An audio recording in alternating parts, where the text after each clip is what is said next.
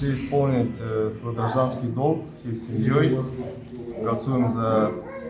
Не надо говорить за кого. Да, голосуем за наше стабильное будущее. Вместе только вперед. А что это, у вас семейная традиция ходить на выборы? Да. Это семейное.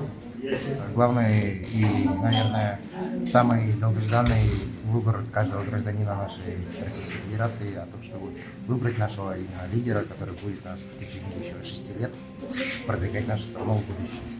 Ну, это наш долг гражданина Российской Федерации. И каждый гражданин должен отдать свой голос на выборах. Ну, считаю это. А почему вы пришли именно в первый день и почему так рано? Ну, я сегодня работаю, ведь мне сейчас на работу надо идти. Также я являюсь студентом. Мне с утра сказали, мой куратор сказал, что нужно уже вот к 10 часам предоставить отчет.